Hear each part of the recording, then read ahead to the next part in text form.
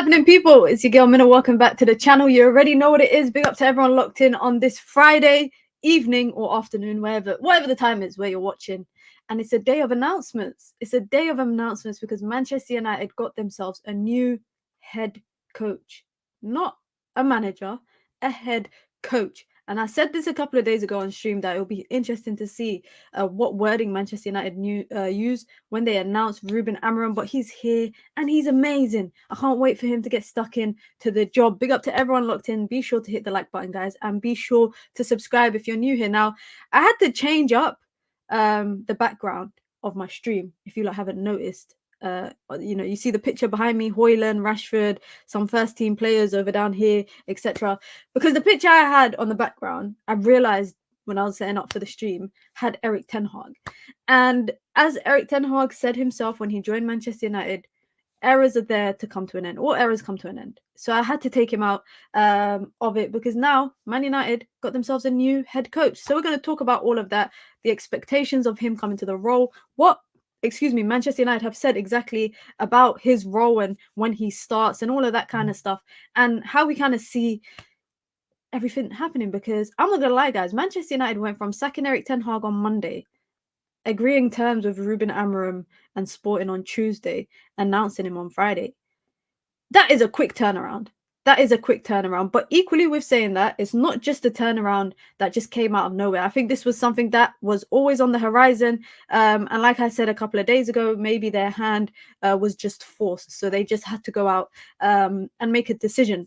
Reports suggested that in the meeting that happened in October, that everyone was kind of deeming it as doomsday for Erik ten Hag. That is the day that they decided that they were going to sack Erik ten Hag, but they didn't sack him on that day because they needed to have their ducks in order before they let go of him.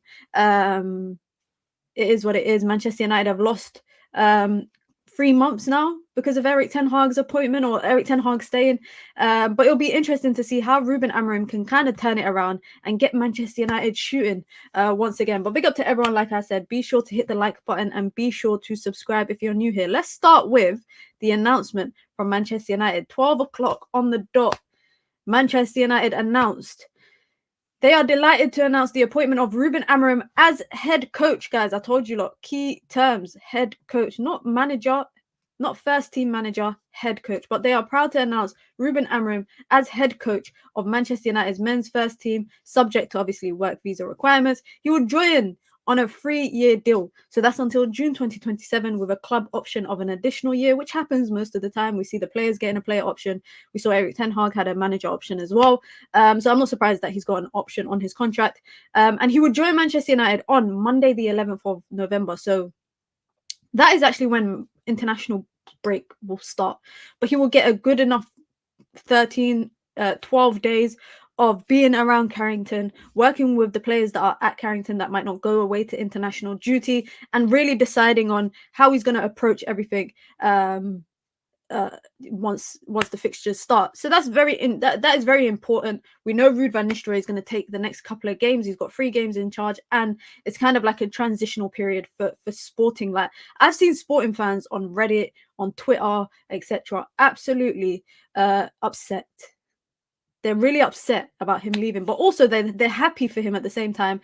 But they're upset because obviously he brought them their first title in nearly 19 years, and then wanted to try do it back to back with them.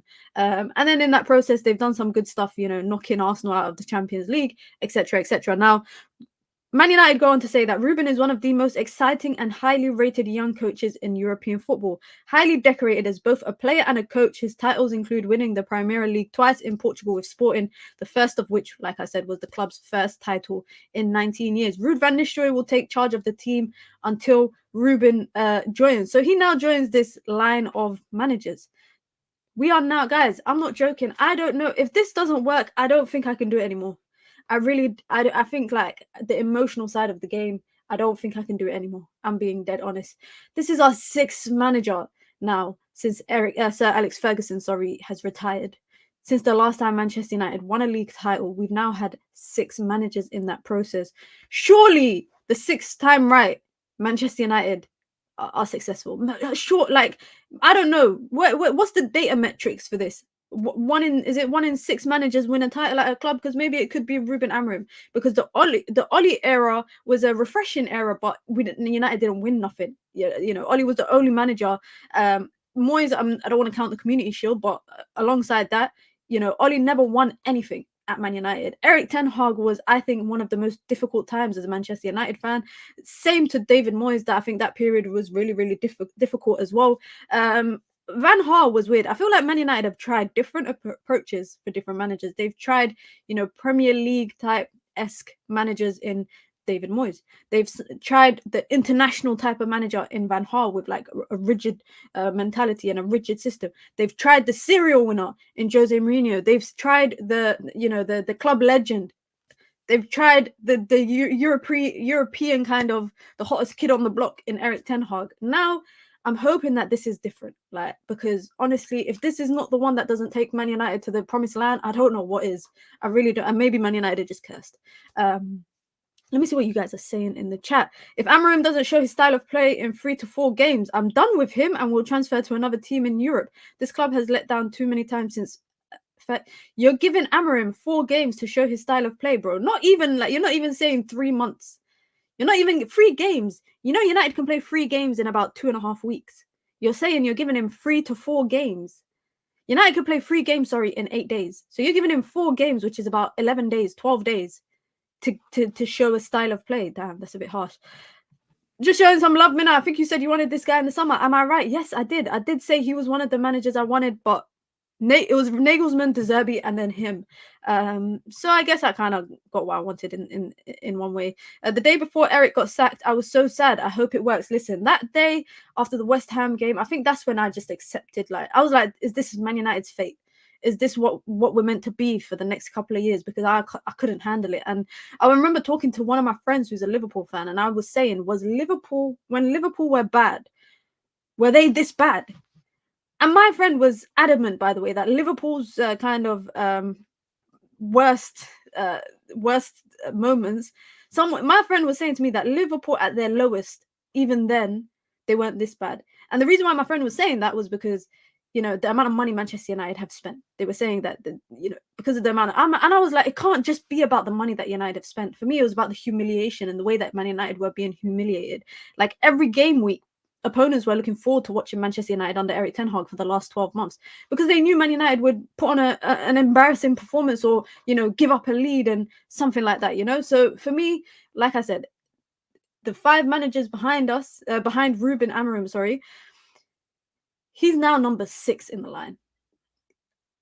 I just need this to work. That's it. That's all I have to say. I just need it to work. 95 to 99 was Liverpool's banter era. 4 years of a banter era compared to how many years of a United era?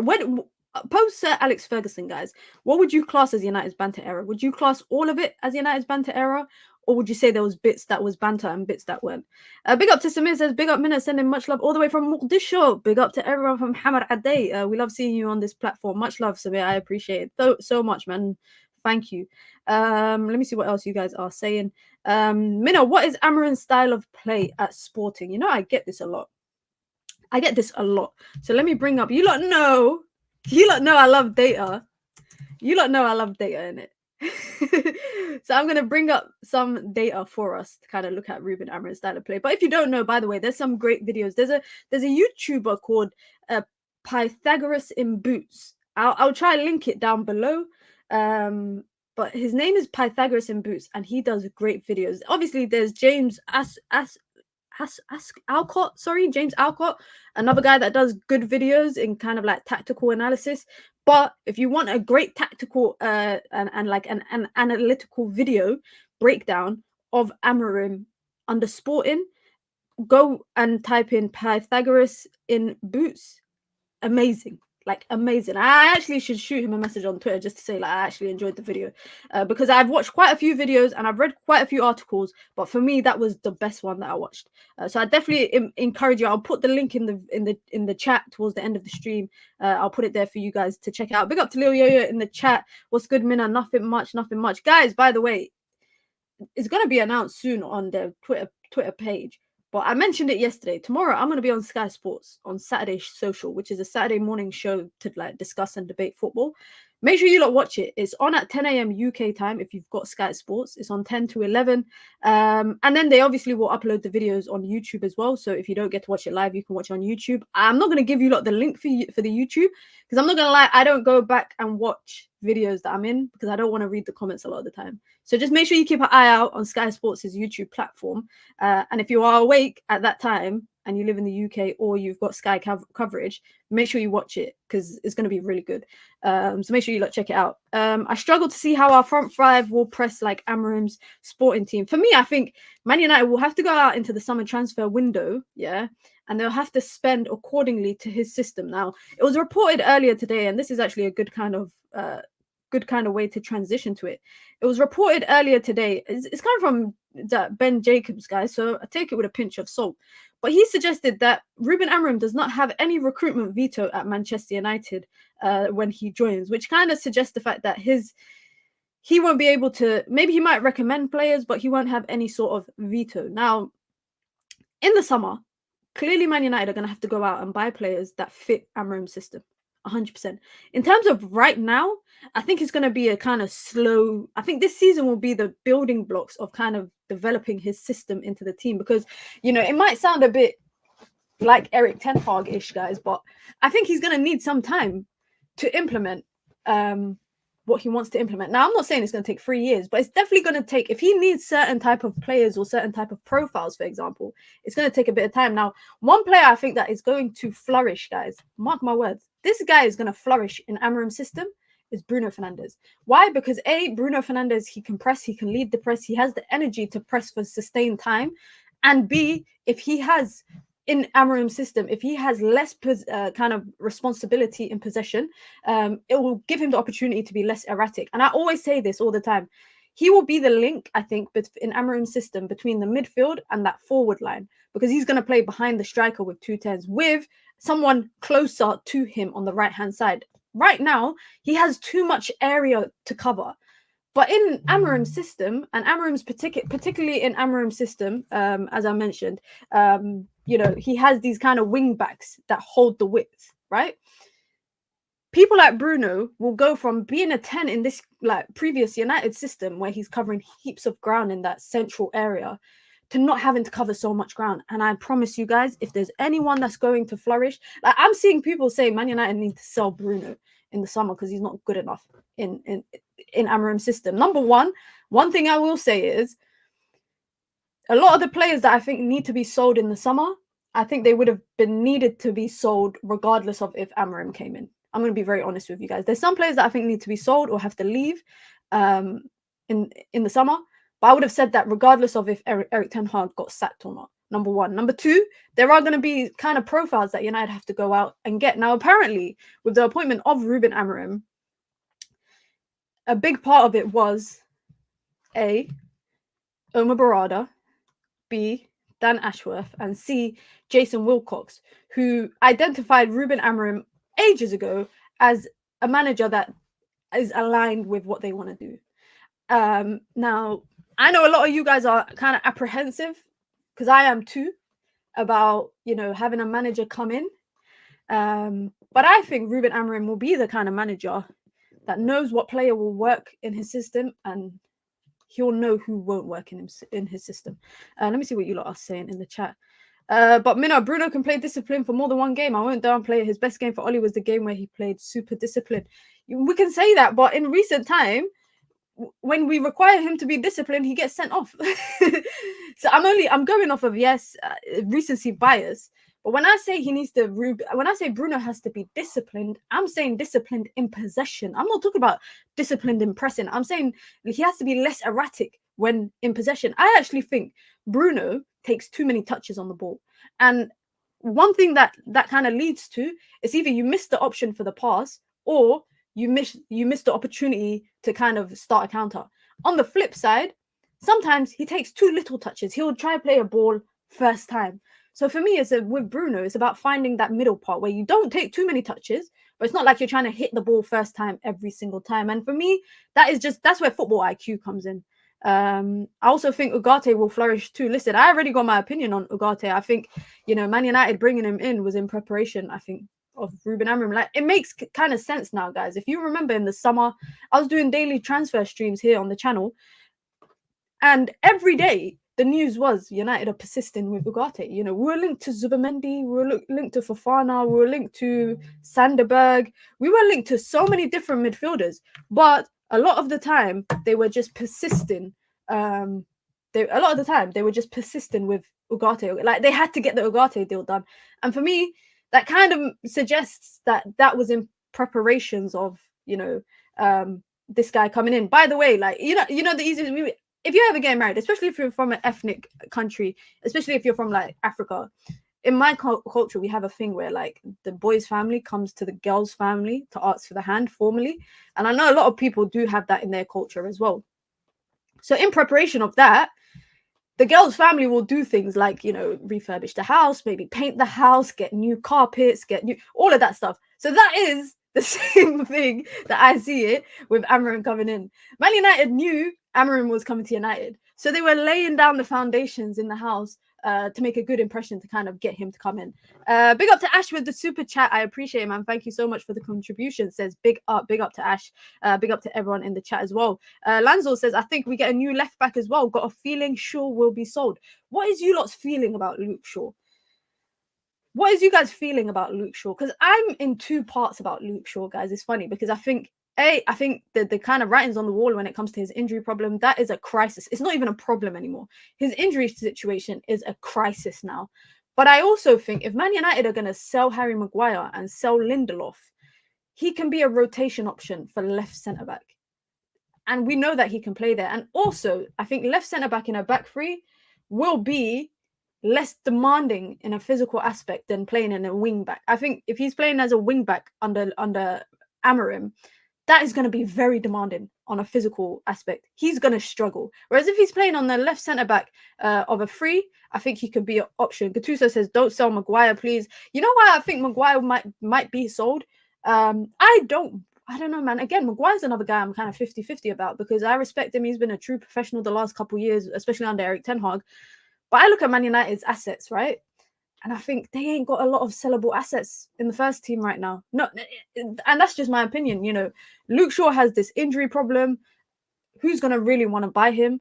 Maguire, for me, has kind of... You can sell him. He's got reasons to be sold, basically. You can go to a team. And by the way, he's a player that, has had interest over the last couple summers with clubs being interested in him.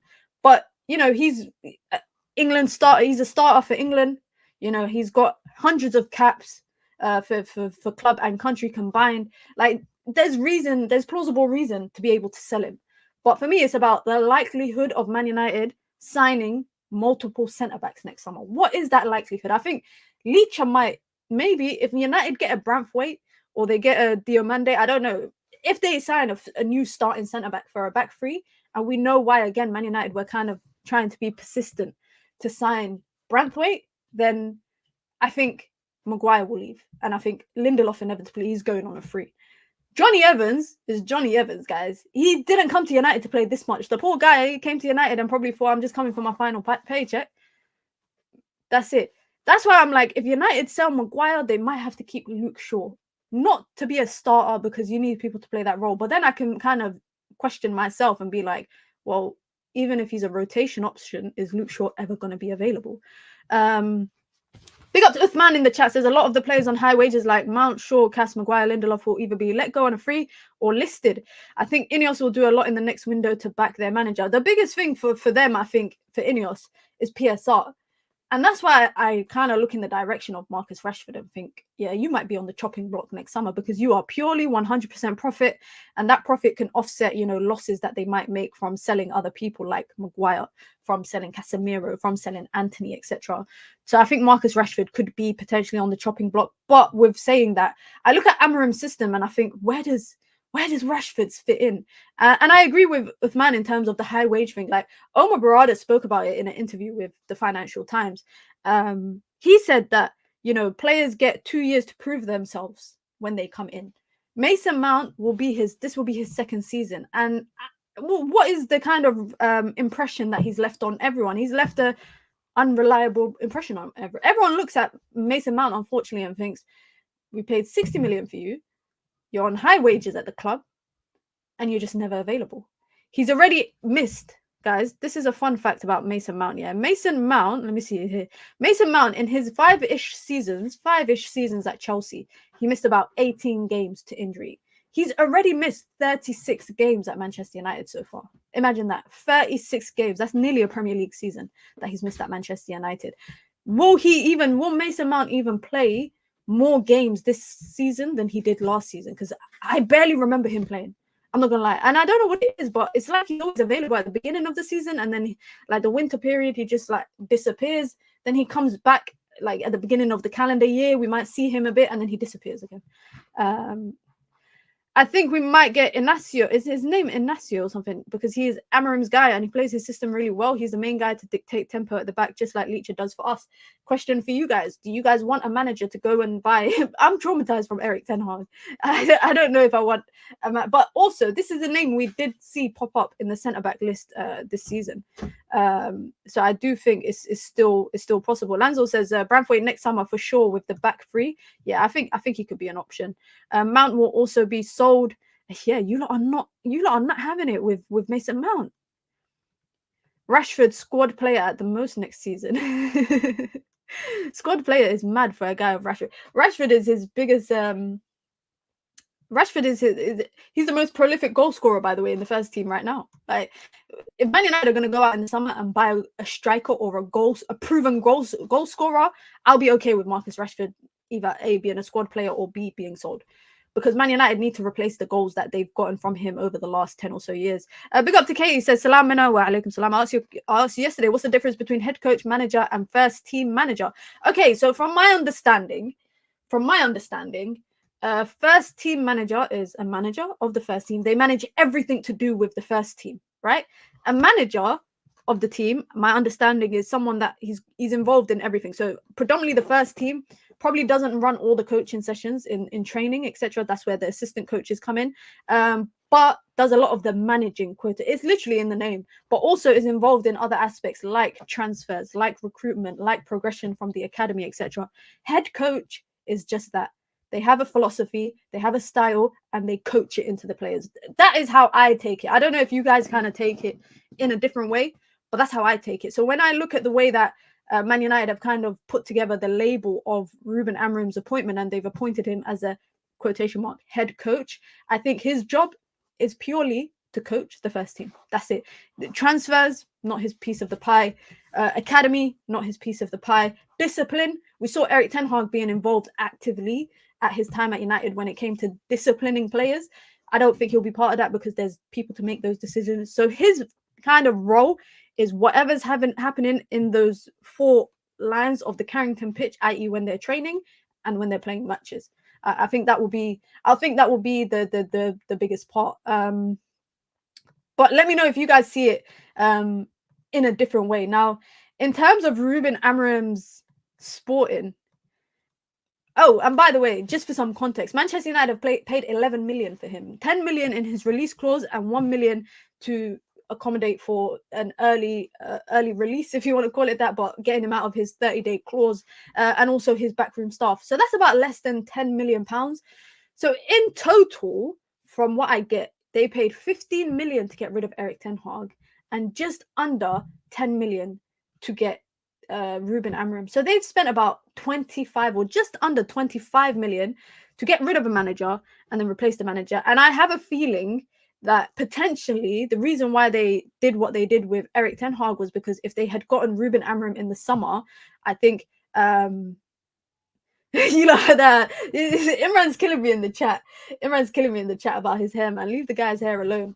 But yeah, I think it would have cost them more to get Amorim in the summer, and maybe they felt like mathematically, if they wait a little bit, combining the two, i.e. Erik ten Hag leaving and Amorim coming, might be cheaper months later. But also I look at that and think, well, you just wasted 3 months of United season. United could have been a lot more closer in terms of in the higher end of the table than where they are right now. You've basically put Amorim in a position where his starting place is a lot more regressed than you would have hoped. Is it an upfront thing or a Klarna thing? It's upfront because it's a release clause. It's a release clause. So yeah, normally release clauses, I think most of the time you have to pay it up front.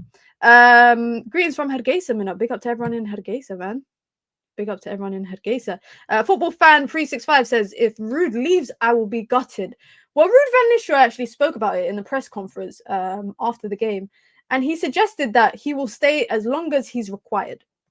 And he's got a contractual obligation to the squad, to the team. He's contracted here. From what we know, he's contracted for 2 years. I'd like him to stay because, yes, it's important to bring in like Ruben Amorim is bringing in his coaches. 28. I know I keep mentioning it, but they're 28 and 29 years old, guys. Two of his assistant coaches. And then his goalkeeping coach who's in his 60s. I think it's important to do that. But I don't want to sound stupid, but it is important to have someone in your coaching staff that has already that relationship with the players and the fans and understands the culture of the club. I think, like, I really like seeing Ruud van Nistelrooy sitting in the hot seat. I don't know about him as a permanent manager for Man United just yet, but we're equally saying that there's no reason for me why he shouldn't be part of the coaching staff. Now, again, mentioned by The Athletic a couple of days ago, he was not an INEOS appointment, guys. He was not an INEOS appointment. He was a suggestion from SEG, the agency that represents Erik ten Hag and many other players. He was just merely a suggestion, and INEOS kind of took the bait. Now, that is not me suggesting that SEG are involved in the operations of Manchester United, but at the end of the day, he's there for a purpose. And Ruud van Nistelrooy is there for a reason. And I think with Amorim could actually benefit from having someone like Ruud, because you're coming into a new club. They're calling you the new special one. Let's not do that. Every manager makes their own path. Every footballer makes their own path. That's why I don't like it when footballers are compared to like old footballers. For example, like Lamine Yamal is compared to Messi a lot. They call him baby Messi. Don't want to do that. Gavi is compared to historically good midfielders. Kobe Mainoo with Seedorf. Let people write their own paths, and I'm doing that. I'm applying the same logic for Ruben Amorim, because people are calling him the new special one. With Ruud van Nistelrooy, I think Amorim can benefit from having him in the team just because of his understanding of the club and the culture, and someone that can because it's a big step. I'm not gonna lie, going from coaching in Portugal to then going to coach in England. That is a huge step, and I think someone like Ruud van Nistelrooy is not. I don't want to say he's like that transitional guy to help you transition, but I think it'll be really, really helpful. Big up to Riri with the super chat, says, bless up everyone in the community, and Minna, big up sis, happy Friday, Jummah Mubarak. Hope you're having a good one. Let me see what the chat is saying. Ruben is definitely a strong character, says Kadeem. I think that's one thing that's been reiterated, guys, a lot. Whenever I'm reading articles or I'm watching videos about Ruben Amorim and his style of play, people are talking about his character a lot. And that's not something that we saw, guys. It's not something that we saw with Erik ten Hag. Like, even, if anything, is the polar opposite. And this is why I don't get why I'm seeing these comparatives to when Man United signed Erik ten Hag to now. Because for me, they are opposite ends of the spectrum, completely opposite ends. And I think the biggest part of it is the character and the personality. Now, people have been asking about, how is it that Ruben Amorim plays? Imran says, how long will you give Amorim to implement a style of play and progress? Well, fans are impatient. But I hope that in 3 months' time, I'm not seeing Amorim out. Unless it's really bad. And even then, I don't want to see it. Because, like I said, INEOS, I feel like, have put Amorim in a position where his starting position is a lot more further back than any other. If he had come in the summer, I think his starting position would have been, a lot more equal to other people in the field. It would have been an equal playing field. He's coming to a team that's 14th in the league, 21st in Europa League. So he's starting a lot more further back than what other people would be. But for me, the most important thing is just I just want to see things that I can identify that is the manager's way of football. Because I'm not gonna lie, guys, in the last week, I'm sure a lot of us have watched a lot of videos. We've watched a lot of videos, read a lot of articles about his style of football. So when it happens on the pitch, we should be able to identify it. For me, A statement is your first game, Ipswich, you've got 2 weeks to prepare for that from when you come into the role. Play a back three. Play a back three.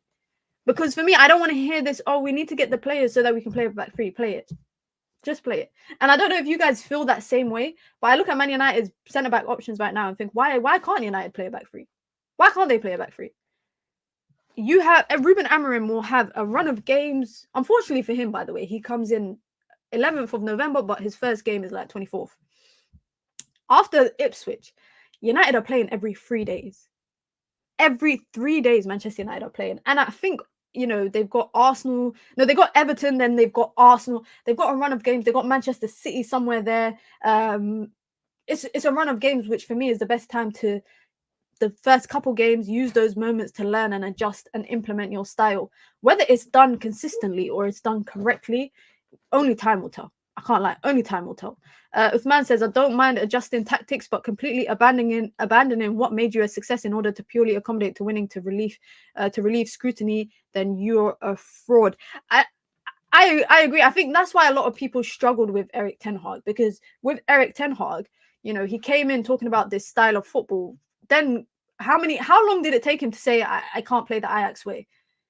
And then he said, I want to make Man United the best transitional team in the world. That's what he said. But that's not what you were hired to do. You weren't hired to do transitional football. So for me, with Amorim, it's just, I want to see what it is that United saw in you to bring you in immediately. And like I said, whether it works or not, only time will tell. Like, only time will tell. And hindsight, we can look back at this then and we'll get a better understanding of it. Something that I didn't realize I needed to see is an assistant coach that's active on the bench, someone that's animated. Ruud has that, and it fires me up every time. I think this goes back again to the whole character, personality kind of thing, because you don't know, Erik ten Hag, guys, was absolutely butchered, right? He was absolutely butchered for his lack of personality. You know, it was very emotional. It wasn't emotionless, but it wasn't something that drew you in. And I think when you look at managers now in the Premier League, right, who are the most emotional? Like, you can see the emotion in their coaching when they're on the touchline. Pep is number one. The way he was gulping that water after the FA Cup, Pep Guardiola, that's what he's known for. Jose Mourinho, if you remember, that's what he was known for. Arteta, another guy, that's what he's known for. There are managers that are very animated on the touchline. And I think with that, it kind of provides you, it gives players that opportunity to like emotionally attach to the manager. I think that's the most important thing. Amorim's style of play has some similarities to Ten Hag's style, like quick tempo, direct play, but with a different aim. One thing I don't get, right, and I think this is one thing that Amorim has been praised for, and Erik ten Hag was never praised for this, is you can have a style of play, but it's also about your ability to adapt. I think that's the most important thing. I think we've seen, or if you've watched Sporting, like, for example, when they were playing Arsenal in the Champions League, if you watch that leg, you know, we've seen them be able to adapt under him in games that require it. So I'm not worried that he will be able to adapt, because I think when there is a time and place, he will do it. The problem with Erik ten Hag was he didn't do it. Erik ten Hag didn't do it. And I remember reading an article recently about the FA Cup final, and Erik ten Hag apparently going into the FA Cup final, and I'm talking about the final recently, Erik ten Hag going into the final wanted to approach that in the same way that they were approaching City throughout the season, i.e., this whole pressing nonsense and, vacating the midfield, all of that. They wanted to do that quick tempo football. And it was reported by The Athletic that Darren Fletcher was the one that told Erik ten Hag to not do that and to actually go back to basics and, you know, basically defend and hit them on the counter, because that's the only way that you're going to disrupt them.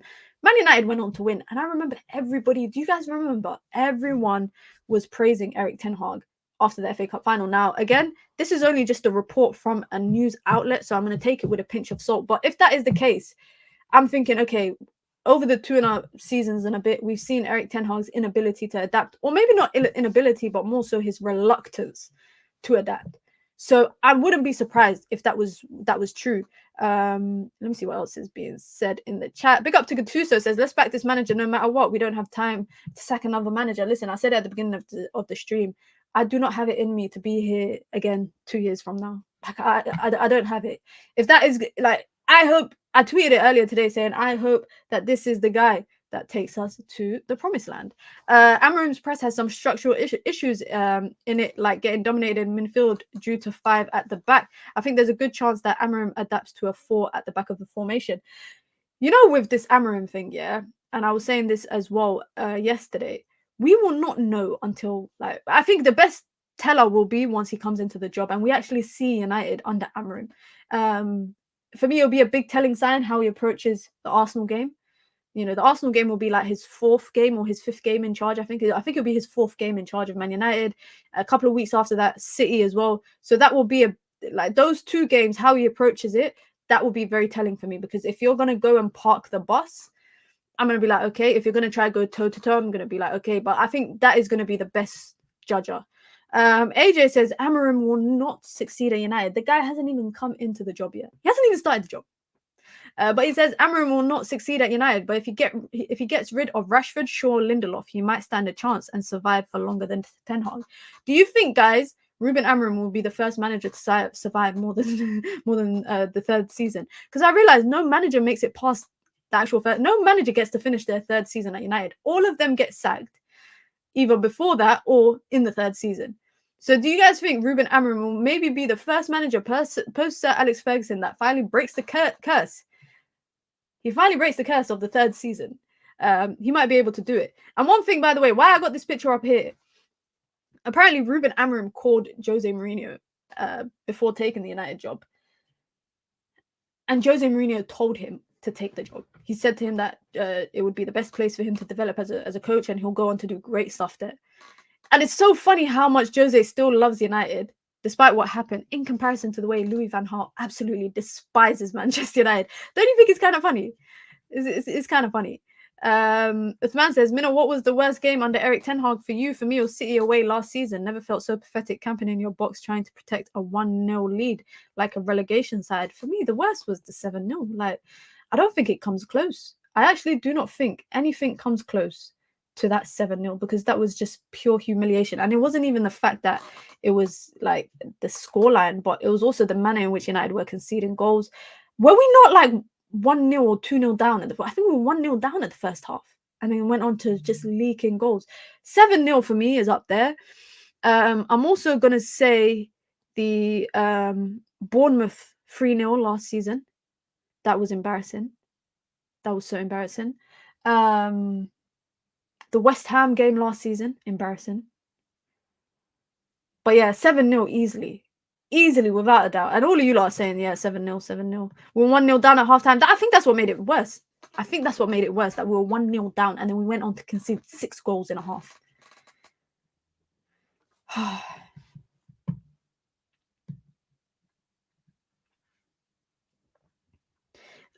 Ten Hag was terrible. The Galatasaray games, both games. How could guys, I forgot about Champions League.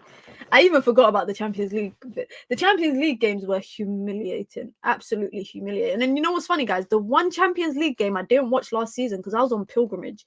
The one game I didn't watch last season was the game that United won. The 1-0 against Copenhagen. I remember coming back to the UK, having missed like a week of football. So I missed the City game and I missed that game. And then I wasn't on my phone or anything for the week and a bit that I was away. So I come back and see, oh, United won a Champions League game. And then every time I watch you, you decide to lose. 4-0 against Palace was embarrassing, guys. Because we just looked defeated at that point. We looked defeated. But what was your best game? Rather than being negative, guys, what would you say your best games under Erik Ten Hag was? What would you say would be your best games? Under Erik Ten Hag, I would say...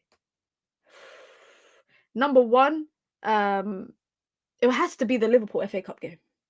That's up there for me because Amad Diallo scoring the winner. The Barcelona game, that was a good one. That was a good one. I don't know if you lot remember, but the City game that we beat City in Erik Ten Hag's first season in January at Old Trafford. That was a good game. That was a great performance because Fred absolutely killed it. So that was a good game. From a tactical perspective, Man United's first game against Chelsea under Erik Ten Hag, that was a good one, tactically speaking, because of the changes. FA Cup final win was the best. I like the FA Cup final, of course, because of, you know, United won. But I'm like in terms of, I don't know. I feel like I was happy about the FA Cup final, but this might just be me, guys. I was on a more of a high when United beat Liverpool in the FA Cup quarter-final than I was at the FA Cup final. Does that make sense? I don't know why. Maybe it was because the manner in which Man United beat Liverpool, that game was just chaos. It was just chaos. But for me, the highs of last season definitely was, I think the peak was that FA Cup against Liverpool. And obviously the final is equally a high as well, but it was a good feeling, man. A lot of you lot are saying FA Cup, the FA Cup final against City, Barcelona game, yeah, the Barcelona game, Newcastle Carabao Cup trophy after a long time, Eric Ten Hag still new, and the feelings we're feeling. I thought now we were back. Stu, oh, come on. Stu says the highs were the day he got sacked. Come on, Stu. We're talking about the games here. We're talking about the games. First season against Spurs, we dominated them a whole 90 minutes. You know what I realized? A lot of it probably is the first things that happened in the first season. I couldn't name you one game outside of the FA Cup final last season that I enjoyed.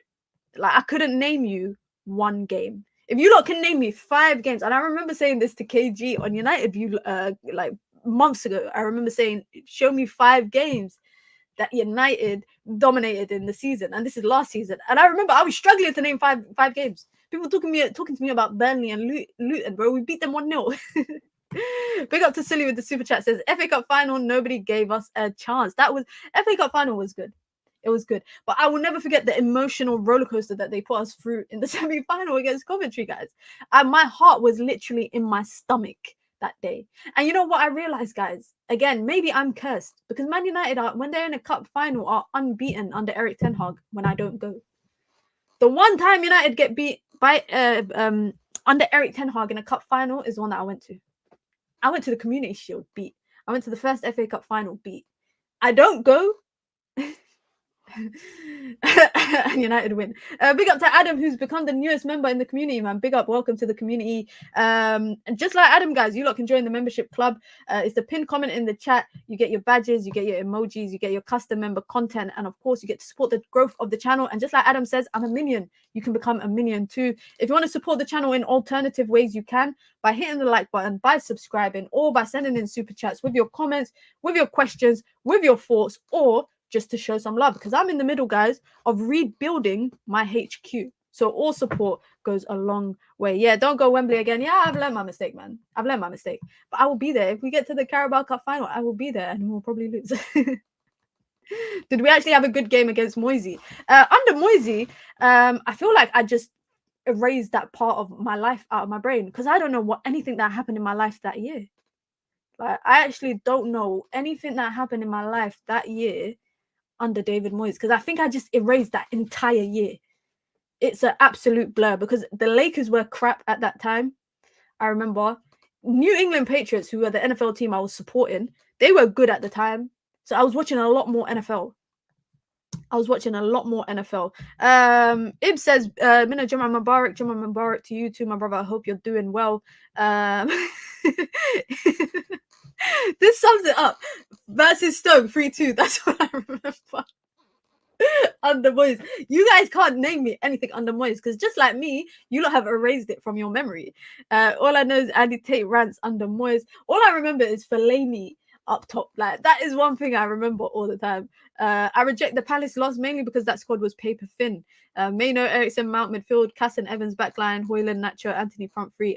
Elise is just class. I remember watching the Palace game. I was watching it with my 3 siblings, one of whom is a Man United fan, the other 2 are not. Yeah, and they were just sitting there laughing to a point. Me and my other sibling, who are United fans, we were just laughing every time the goal went in. I remember watching Saeed's stream on my phone while watching the game, and I'm watching Nuruddin going on a rant about how we're making Mateta look like prime R9. Do you guys know what clip I'm talking about? When Nuruddin goes on a rant and he's like, "Yeah, he's playing like R9, blah blah blah." And then Eric Ten Hag comes up on the screen and Saeed just starts going on a tangent. Sack that bold fraud. Literally, that day, I think every United fan head loss. Fellaini late goals under Moyes were class. And then I saw Fellaini, funnily enough, playing in a competition in a friendly cup in South Korea, I think it was, in a Legends game. And people are saying, why is he there? Don't disrespect Fellaini, guys. All I know is Andy Tate rants under Moyes. What was the famous one when he's like, "Oh, it's April Fool," when he's like, "Oh, it's basically it's April Fool's and the only fool in Manchester is you." You are a fraud. That rant, yeah, on April Fools, when he goes on the rant, that is probably one of the most iconic, I think, clips I've ever seen in football content. Like, it's on the same level as Ty having that rant about who's that for Brighton, that Brighton player, and he's like, you're a cheat, you're a disgrace, you're a cheat, more pay. That is on par with that. That's how iconic both of those two clips are. Oh man, I might have to go watch that clip. Yeah, the one on Morpay when he's like, you're a disgrace, you're a cheat. That is honestly on par with them. But anyway, let's get back to the topic, man. Let's get back to the topic of discussion. Manchester United tomorrow, or Sunday, sorry, have a matchup against Chelsea. And it's funny what kind of how emotions can change, guys, because going into the Chelsea game about a week and a bit ago, everybody was pessimistic. Everybody was pessimistic going into like a week and a bit before the Chelsea game. And now we're a couple of days away from it, or less than a day and a bit away from it, and everyone's feeling a lot more optimistic. Now, if Ruud van Nistelrooy sets up in a similar way against how United did in Leicester, I think the biggest thing will be the midfield. I think that would be the biggest thing, because Cole Palmer, Maresca kind of, by the way, I don't know if you lot saw Maresca's press conference, but he spoke about Enzo Fernandez and basically saying that he can't find a way to fit in Enzo if Caicedo and Lavia are playing together, which for me, Chelsea's best midfield is Lavia and Caicedo playing together. Enzo should not be anywhere near there. But they're going to have Cole Palmer as well, of course, in the 10. So for me, the physical aspect of that game and that kind of ball progression that might come from Chelsea with having Caicedo on the ball and having Lavia and having Cole Palmer in front of them, Man United have to play with Casemiro and Ugarte. Like, Ruud van Nistelrooy for me has to play Casemiro and Ugarte and have them sitting as a duo together. Now, Casemiro, I think, will get forward and support Bruno, support the wingers, support the striker. But I think Ugarte will have to, I don't want to say sit back, but be the defensive patrol, if you want to call it that, in front of the back line, which I hope is the case. Jadon Sancho, by the way, can play against Man United, but he's not available because he's ill, apparently. I want to know what Chelsea fans think of him, because I watched the game. I think it was it the game against Liverpool? I can't remember exactly which game it was, but I remember watching Chelsea playing, and Sancho came off and Pedro Neto came on, and I saw Pedro Neto do more in about 15-20 minutes than I saw Jadon Sancho do all the entire time. And apparently this is not the only game he's missed to illness. Apparently he's missed a game midweek to illness. Sancho, if I run into you in a COD lobby, because you know Black Ops came out last week, guys. So Jadon Sancho, if I run into you in a COD lobby, yeah, be careful, because I'm good with a sniper.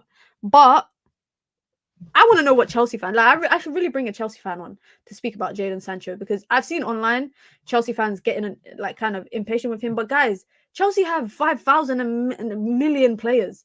One person being unavailable, I'm sure, doesn't make a difference, because you've got a lot of wingers. You've got Mudryk, you've got Pedro Neto, you've got Nkunku that can play out on the left. You've got João Felix.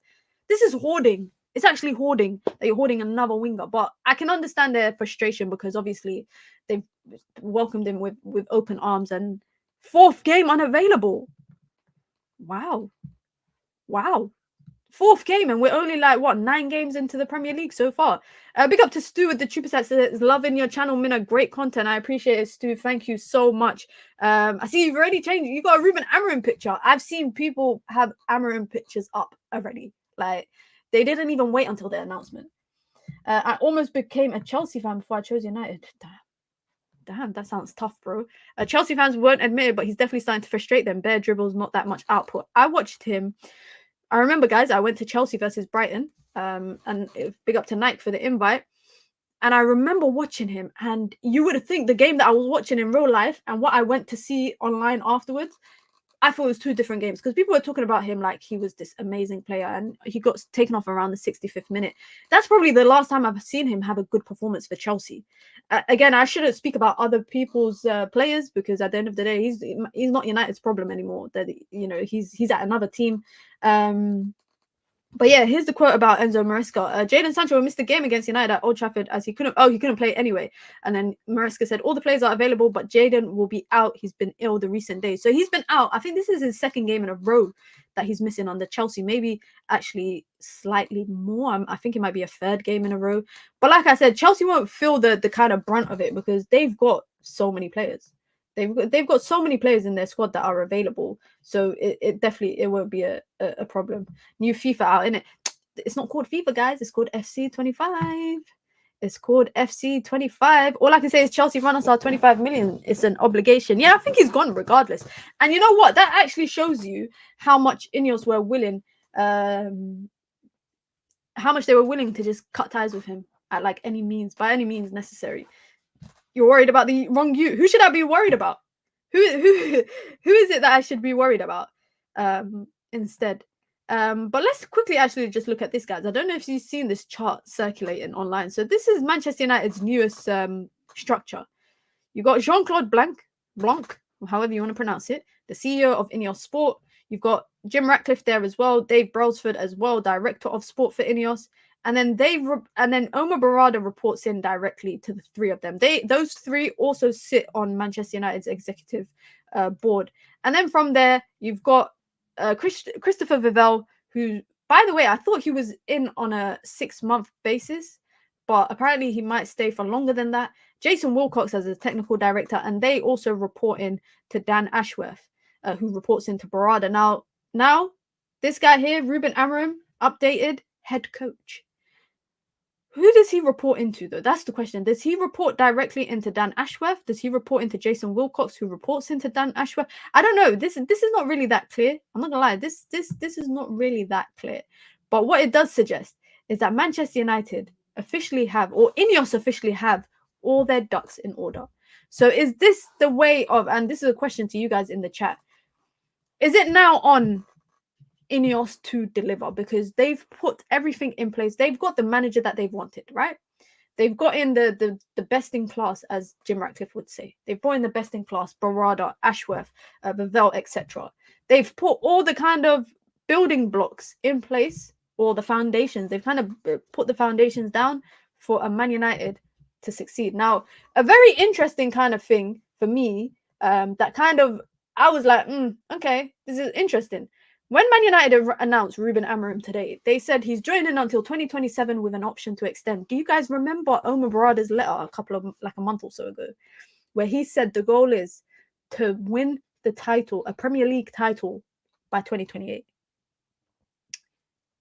Maybe this guy here is going to be the guy to take us to the promised land. I mean, it's the sixth manager, since Alex Ferguson. So at this point, it has to be him. It has to be him, because after this, if he fails at United, and not only fails, but fails in like the manner in which Eric Ten Hag did, guys, I might change my name from Mina Football to like Mina Golf. I might actually change my name to Mina Golf and just start streaming about a new sport, because I don't think I can I can't handle it. I can't handle it. But like I said, what is interesting to me is that Barada and Manchester United have given Amorim a contract that is in line with the target that Barada set, which is basically winning the title within the next 4 seasons. Now, from now to 2028, or the 27-28 season, that's what, 3 seasons. Yeah, that is 3 seasons, which is how long his contract is. When was it? 19-year drought that Sporting had before he won the title. Yeah, for them. I think he won 2 at Sporting. By 27-28, how long will be United's drought? It'll be like 14 years, 15 years at that point. I don't want to say it. I think we might do it. I'm joking now. I'm not going to say it. Uthman says, I like that it's a short contract, meaning he has to earn that extension. 100%. 100% he has to earn it. No one's entitled to anything. A lot can happen in 3 seasons. Pep won't be at City. The league will eventually even itself out. You know what is really crazy to me, guys, yeah, that I was looking at earlier this week, is that Pep has been at City longer than he's been at Bayern and Barca combined. Do you know how crazy that, bro? Are you not done with what you've done in the league? Can you actually go away, like Pep? Can you just go away, please? You've had your, like, when you were in La Liga, you were there for a couple of years. When you're in the Bundesliga, you were there for a couple of years. But you wanna hold us hostage in the Premier League. Leave us alone and just leave. And I mean, who's to say that he's gonna leave now that his prodigy or his replacement has gone elsewhere? Now, I'm not saying that Amorim is as good as Pep, but City were looking at him as a replacement for Pep. Maybe Pep might stay. I mean, I saw a report today, literally before I went live. And guys, I mentioned this ages ago, and this is to do with City's charges that reportedly government ministers and officials from the UAE government have been requesting updates about the court case from UK government officials. And the reason why I'm mentioning that is because obviously I think a big part of Pep staying at City or leaving will be how that court case turns out. And we don't know what's happening with the court case, right? We don't really know. And we don't know what's going to happen, what the outcome's going to be. But I guarantee you guys, if Man City find a way to get off and they get a little slap on the wrist and they pay a little fine, Pep might stay. Pep might actually, like, I genuinely think he'll stay. Errors come to an end, said a certain someone. Yeah, a certain someone, and then his error did come to an end. I don't know why. I don't know if you guys have seen. Have you guys seen the pictures, like, of Ten Hag getting on a private jet and hugging a official at the plane hangar, and then he's got media like following him at his parents' house? Just leave the guy alone. Like, just, I've seen pictures, like, I'll just be scrolling Twitter and then I see a picture of him and his dad where it looks like they're outside of their house and like the paparazzi have taken it on the low. Leave the guy alone. Pep wants the rival Sir Alex record is so obvious. I don't care what Pep does. Oh, we hit the target. Big up to Riri, says, just so you can meet the target. Big up to Riri, man. You see, you know what? YouTube have done this thing like you can do on Twitch where you can set targets for streams, whether it's memberships, whether it's super chats, whatever it is. And big up to Riri, so, because for the first time this week, we actually hit the target, man. Big up. Ridwan says, them journalists are weird. They're following him everywhere. Weirdos. Like, leave the guy alone. Like, honestly, it's an obsession. It's actually an obsession. Like, before I used to think it was because he was the Man United manager. That's why they were obsessed with him. But even now, after it, they're still obsessed with him. The guy is going to his elderly parents' house. Leave them alone. Why are you taking pictures of them? There's no need to do that. But anyways, guys, let's get on to the Chelsea preview. I know everybody's going to be watching Sporting today. Everyone. Is it on TV? Let me go see if it's actually on TV. Because if it is, I might just watch it. Although I've watched, oh my god, no, I need to watch Al Nassr versus Al Hilal. Is it on TV? No, it's not. I'll have to find a stream. But Sporting will be playing an 8 o'clock kickoff against Estrella de Amadora. I'm watching Leverkusen versus Stuttgart. That's a good game to watch. I mean, Sebastian Hoeneß is a good manager as well. I might actually watch that, you know. Ridwan, thank you very much for that suggestion, because I actually will watch that, because that would be a good game. Is it even on today? Is it on the weekend? Yeah, I don't think it's today. I'm talking about games today. I'm going to probably watch Al Nassr versus Al Hilal, because since Cristiano Ronaldo joined Al Nassr, guys, they have not won a trophy. Talk about cursed. And they just got knocked out of the King's Cup because he missed a penalty. But let's preview the Chelsea game on Sunday. Firstly, Man United have a lot more players out injured than Maresca does, which is the complete opposite of what Chelsea was last season. United have Anthony out, Harry Maguire out. Harry Maguire, I think, is the only player, and Toby Collier, without an expected return date, which can mean maybe it's a doubtful situation, which they are both actually listed as doubtful. Guys, Mason Mount, who's blurred out in this picture, yeah, has been listed now as having a head injury since the Spurs game. Is that not a bit suspicious, guys?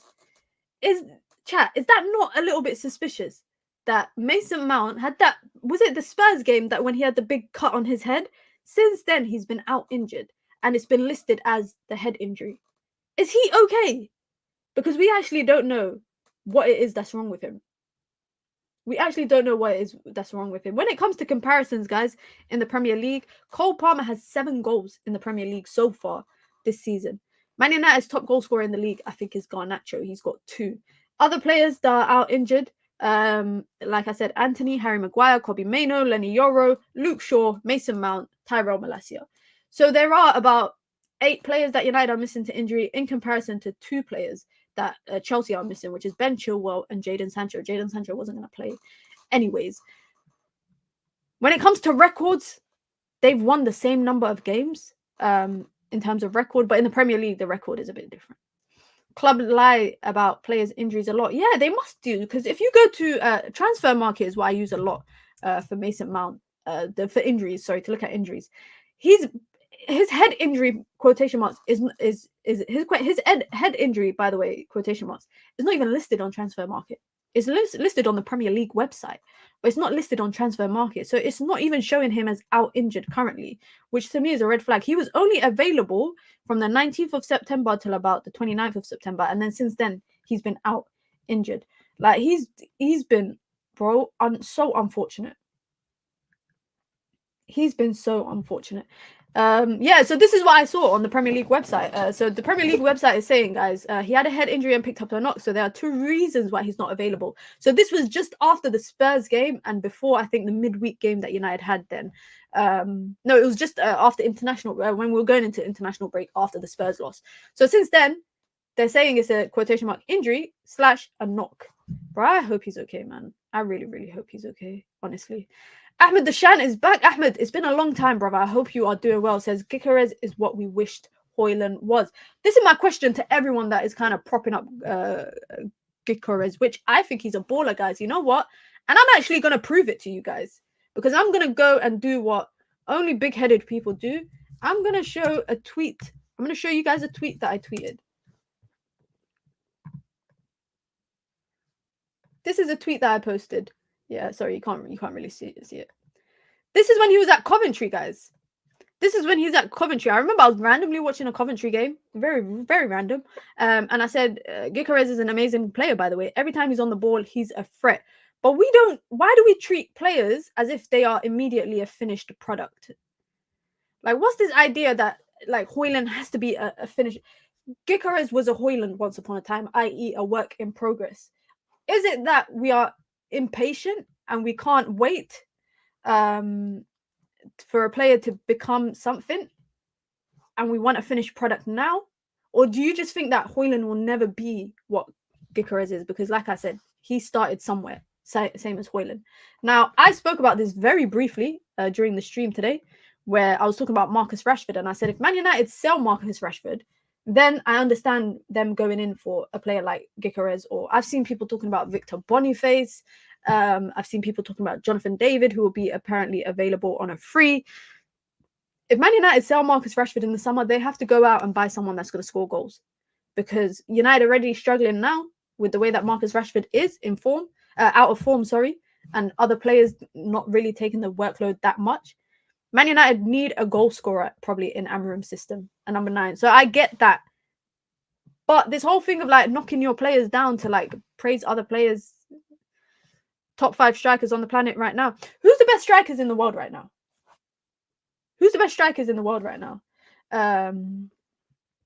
Harry Kane for me up there. Lewandowski, bro. How old is he? He's like he's closer in age to Ruben Amorim. And he's still top. Haaland, again. So that's 3 strikers I'm naming. Gyökeres is definitely up there. He'll definitely be up there as well. Victor Boniface, I think could be a mention. I think Victor Boniface could definitely be a mention. I'm trying to think off the top of my head, because you look at strikers in the league and you think, Haaland is really like the biggest standout, and then after that, everything else is up for discussion. Lautaro Martinez, he's up there for me as well. Lautaro Martinez is a good player. He's a good striker. Maybe the 4th spot. Maybe the 4th spot is definitely up. 5th spots, by the way, sorry, is up for grabs. But I think it's definitely like in no order: Haaland, Kane, Lewandowski, Lautaro Martinez, and then that 5th spot is definitely up for grabs. Mina, I'm not knocking Højlund. I hope Amorim can raise his level close to Gyökeres. I hope so too. Nahum says, Mina, I just think Højlund's base is so low that I don't think he can develop at Manchester United. Too much pressure to win. Do you guys feel like Manchester United is not a place for development in terms of buying a player? I feel like it's different if you're an academy player coming into the first team in comparison to being a young player brought in. I definitely feel like the path is quite different. I feel like also with players coming through the academy, look at Marcus Rashford, for example, sorry. You look at Marcus Rashford and you think his early years, there was a lot more patience for him because everyone was like, he's an academy player, he's an academy player. Whereas you bring in a young player at 17, 18 and throw him into your starting team and you expect like something immediately. I like Vlahovic. I don't watch a lot of Juve. I'm not gonna lie. I don't watch a lot of Juve. Samu Omarodi. This guy, yeah, Chelsea fumbled the bag. Wasn't this guy? Chelsea were looking at him in the summer, and they ended up not going for him. You know who's a fraud, guys? Like, he's a joke. And maybe let me not say a joke. That's disrespectful. But I cannot believe Ivan Toney. I watch the Saudi League a lot, guys. Al Ahly fans right now are fed up of Ivan Toney. Like, fed up of Ivan Toney. And maybe it's, I'm not going to say strikers from Europe go over to Saudi and they don't do well because Benzema's done all right. Cristiano Ronaldo's done all right. But Ivan Toney? Yeah, I don't know, bro. Ivan Toney might look at coming back to Europe. Højlund's ceiling is higher than Gyökeres, but United is in a place for development because we're not winning right now. Yeah, I guess that kind of leads to my point. Looking forward to the Obi Martin in the first team. Obi Martin coming into the first team, I'm excited for. I'm excited for Sekou Kone coming into the first team. Samuel Lasal as well. Ibrahimov, I always pronounce his name wrong. I'm looking forward to him if he gets the opportunity to come into the first team as well. This academy team, I'm excited for. I'm really excited for this current year group, if you want to call it, of the academy. But listen, quickly, before we wrap it up, predictions. Sunday predictions. Manchester United versus Chelsea at Old Trafford, led by Ruud van Nistelrooy again in the dugout. Man United, can they get a result? Or can they just, I don't know, not embarrass themselves? But like I said earlier, the confidence around everybody right now is a lot different, I think, compared to what it was maybe a week or so ago. Like, I feel like fans feel a lot more confident. I'm going to say it's going to be a game. Yeah, Yusuf, yeah, I agree. I feel this game has many goals. I agree.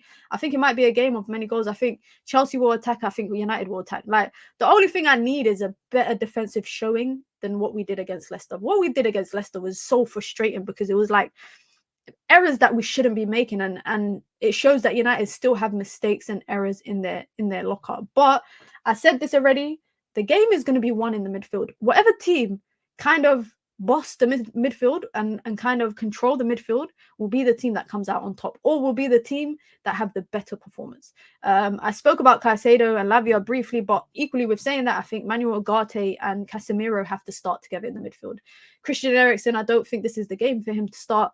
I want to see Marcus Rashford on the left, but it looks like Ruud might persist with him on the right-hand side, but just get him involved in the attack more. I mean, guys, fun fact about Marcus Rashford quickly.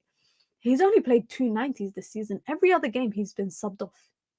Most recently, I think consecutive games, he's been subbed off at the 60-minute mark or around the 60-minute mark.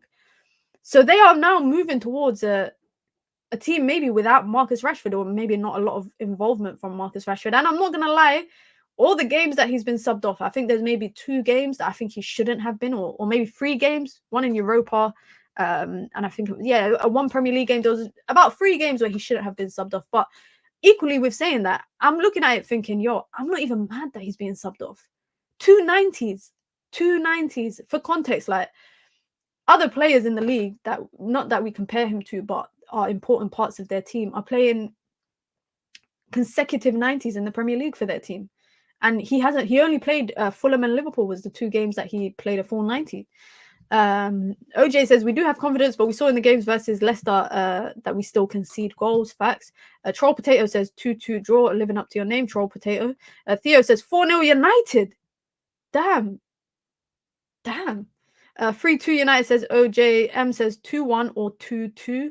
Yusuf says 3-2 United. MUFC says 3-0, which I think is for Chelsea.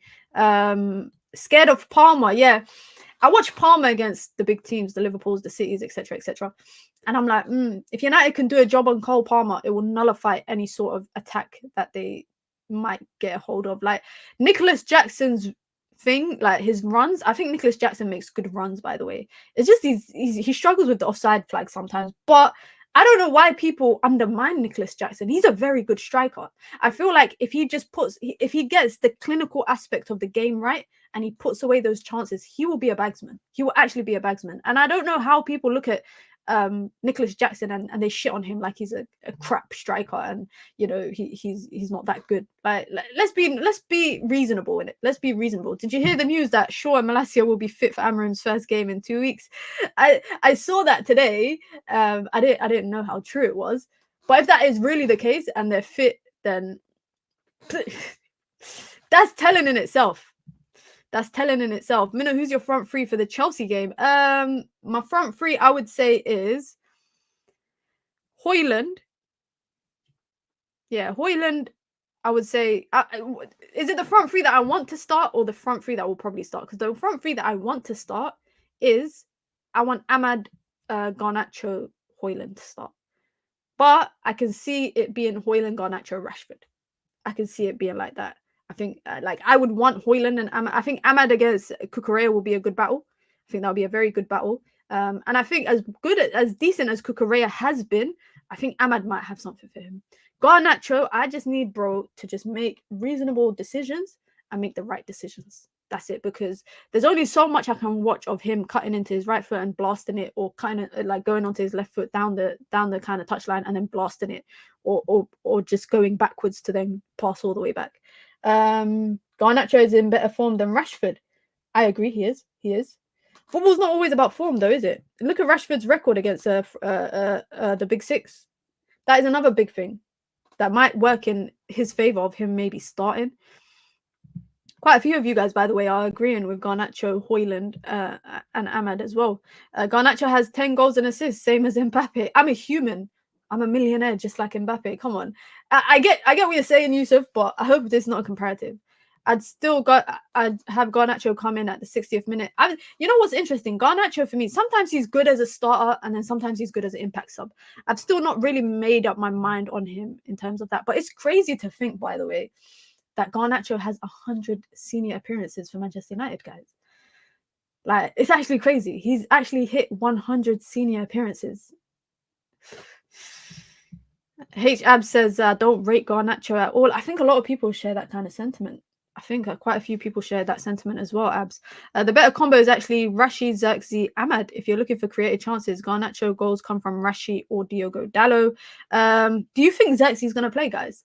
Do you really think Xerxes is going to play? Because, midweek watching Xerxes, the only thing I was thinking of is the goals will come. Just keep getting the shots off. That's the only way. Like, sometimes I feel like Xerxes is a bit slow with his decision making. I don't know if you guys see it, but he's a bit slow with it. But also, I'm putting it down to the fact that he's inconsistently playing. I really, under Ruud, I would really like to see how United play with like more inside forwards behind the striker rather than the width. Because if that's how we're going to play under Amorim, then we might as well just start playing like that maybe now in preparation of that. But equally with saying that, I want to see how Xerxes does with a second striker. Like Højlund and Xerxes, I really want to see what that would be like. Especially against a Chelsea centre-back team that I don't think their centre-backs are questionable, guys. Like, I don't know if you guys feel the same way, but Chelsea's centre-backs for me have question marks written all over them. So I would like to see maybe Xerxes and Højlund start. But I wouldn't be shocked if Ruud van Nistelrooy kind of just goes back to what he's done midweek and sticks with that. I kind of wouldn't be shocked with that. Let me see what else you guys are saying in the chat. Højlund always gets pushed down when he receives possession. I don't know if you guys realized as well, Højlund has been coming a bit deeper lately to like link up the play. He's moved away from this physical aspect of his game and is moving more towards being involved in possession, which I don't mind that. We should play wing this Sunday or else Chelsea will run through us. I swear we need 3 points this Sunday. 100% United need 3 points. 100% United need 3 points. Let me see what else. United TV says Xerxes looks like an average signing at the moment. I look at Xerxes, I look at anyone that United brought this summer, the magnifying glass is not on them. Let's just say that. Because I feel like the circumstances that they've come into has been unfortunate. I mean, outside of Delita Mazraoui, everyone else that United have started United brought was Xerxes in the summer, Ugarte in the summer, and then a bunch of academy kids, right? Outside of Delit and Mazraoui, who we know, by the way, was Eric Ten Hag signings, we know that he wanted them. The other two guys haven't really got a fair, consistent run of games. Like, they haven't really consistently started to kind of get into the flow and get into the motion of playing regular football. They're always expected to either play a cup game or a league cup game and then be benched in the Premier League and then come on and have, you know, a couple of minutes here and there, or they're just unused sub. So with Ugarte and Xerxes, who ironically I actually think they're INEOS signings, I think, yeah, the magnifying glass is not on them too much. I think there's players in both of them, but I think we just need to wait and let their confidence build up. Both that, and that's applicable to Ugarte and that's applicable to Xerxes. But I think we need to, we can see like the difference in style between who Xerxes is in a football team versus who Højlund is. We already can see they're both different profiles and different types of players. And I actually think Højlund will be the one that maybe starts a bit more. I don't know. We'll see how it goes. But big up to everyone listening, guys. Be sure to hit the like button. Be sure to subscribe. We hit the goal with the super chats. We hit the goal with having over 100 likes. So if you haven't liked it, make sure you do hit the like button because it really helps with the algorithm. I'm going for 3 points on Sunday. I'm saying 3-1. No, 2-1. I'm gonna say 2-1 United. 2-1 United is my prediction. A lot of you guys are predicting, by the way, a game with a lot of goals. And I think only one person in the chat so far has predicted a loss for Manchester United. So we'll definitely see how it goes. As I mentioned earlier, I'm just going to repeat it one more time. I'm going to be on Sky Sports tomorrow morning, inshallah, 10 a.m. UK time. I'll be on Saturday Social, which is a Saturday morning football show that is on Sky. So make sure you guys check it out if you are in the UK or you are in a country that has Sky Sports coverage. The videos will be uploaded on the Sky Sports website probably after the show airs. So you can check it out on there as well. So make sure you lot tune in. And if you do tune in, make sure you send me pictures of it. Make sure you send me pictures. What time is that here, Minna? 10 a.m. in UK is, I don't know how much New York is, like 4 hours or 5 hours. So it'll be early morning, but you can watch it back on YouTube. It will definitely be uploaded on the Sky Sports channel because I watch it all the time on there. So you guys can check it out on YouTube if you miss it live. And if you are watching it live, make sure you let me know. Make sure you send me pictures, etc., etc. And inshallah, as always, guys, I'll be live tomorrow with the Daily Dose of Minna. And then obviously on Sunday, we got 2 streams on Sunday because we got watch along for the women's team because Man United are taking on Arsenal at 12:30 p.m. I was about to say a.m. 12:30 p.m. UK time. Man United are taking on Arsenal, and then it's the Chelsea game at 4:30 p.m. So we've got 4 hours between when the women's game kicks off versus when Man United take it on. Shall we spam the comment section on YouTube? Absolutely. Say Minions Gang. Absolutely.